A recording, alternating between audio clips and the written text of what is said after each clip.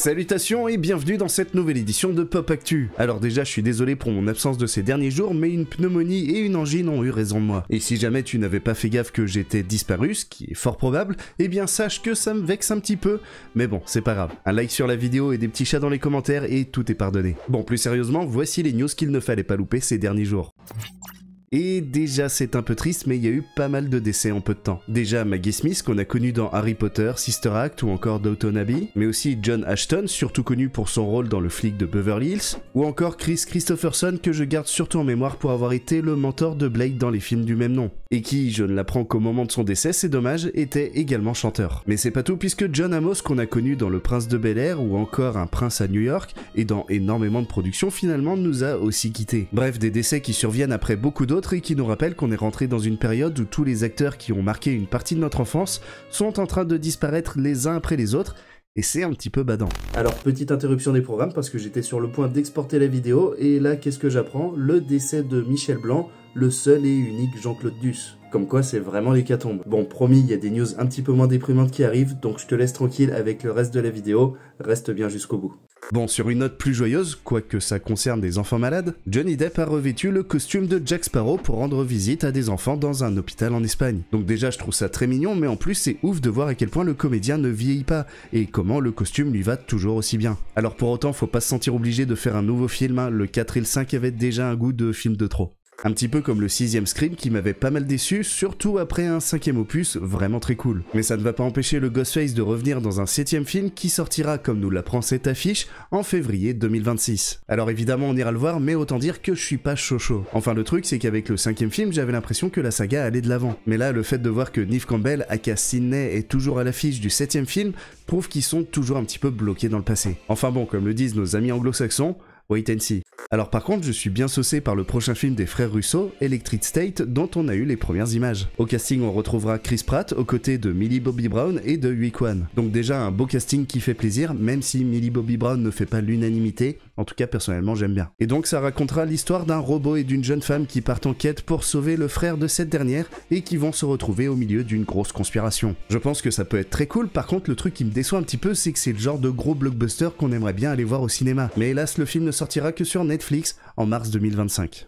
L'un des personnages les plus cultes de Spider-Man New Generation était évidemment Spider-Noir doublé en VO par Nicolas Cage. Si tant est si bien qu'il va avoir droit à sa propre série live-action sur Prime Video, avec bien sûr Nicolas Cage dans le rôle titre. Et j'ai le plaisir de vous montrer quelques photos volées du tournage qui a lieu en ce moment. Alors pour rappel, Spider-Noir est une version de Spider-Man en mode détective de Polar dans un New York des années 30. Et personnellement c'est l'un des projets Spider-Man qui me hype le plus. Vraiment j'ai très hâte de découvrir ça, mais par contre j'ai pas encore de date de sortie. Une news qui va vraiment faire plaisir aux fans de Peaky Blinders, c'est que le tournage du film a commencé. Bon, en vrai, on le savait déjà, mais là, le truc, c'est qu'on a les premières photos officielles. Sur l'une d'elles, on voit notamment Cillian Murphy aux côtés de Steven Knight, le créateur de la série, qui s'occupe en toute logique de la réalisation du film. Après, pour ce qui est de la date de sortie, on n'en a pas encore, mais ça devrait sortir courant 2025 au cinéma. Dans le genre inattendu par contre, j'ai appris qu'il y allait y avoir un film live-action, Les Razmoquettes. Donc déjà un petit peu chelou comme idée, mais en plus on vient d'apprendre que Casse-Bonbon, la Binocle et les autres de la bande seraient en CGI. Alors après, je ne sais pas s'ils vont conserver le design qu'ils ont dans la série animée, auquel cas ça risque d'être un petit peu creepy d'avoir des bébés avec cette tête au milieu d'adultes normaux. Enfin bref, je suis particulièrement perplexe et en même temps assez curieux de voir le résultat qui sortira je sais pas quand.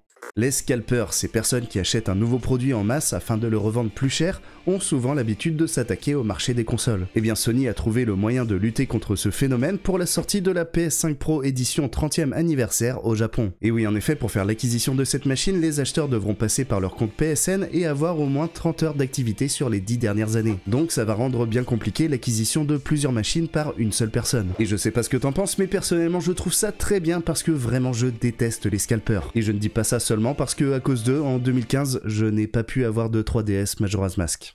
Et pour finir cette édition de Pop Actu, impossible de ne pas évoquer ce qui se passe en ce moment avec le rappeur P. Diddy. En effet, ce dernier est accusé de racket et surtout de trafic sexuel. Ce dernier aurait pendant des années organisé des after-parties, aussi appelés freak-off, pendant lesquels il droguait et violait des jeunes femmes, mais aussi des enfants. L'avocat de l'accusation a déclaré que plusieurs noms de célébrités allaient sortir et être accusés de complicité. Oui, parce que la liste qu'on voit circuler en ce moment sur les réseaux concerne les personnes qui ont été invitées aux fêtes et pas forcément aux afters, donc c'est à prendre avec des pincettes. Pareil, il y a des fake news comme quoi DiCaprio aurait fui les États-Unis et que des tunnels auraient été trouvés sous la villa de P. Diddy. Alors tout ça c'est fake, mais ce qui est sûr c'est que toute cette histoire est ultra glauque et que c'est toute une partie du showbiz qui va tomber, ce qui est assez ouf. D'ailleurs 50 Cent, qui est en conflit avec P. Diddy depuis longtemps et qui avait alerté sur le comportement de ce dernier, prépare un documentaire avec Netflix sur toute cette affaire. Ça risque d'être assez dingue et je t'en reparlerai sûrement le moment venu.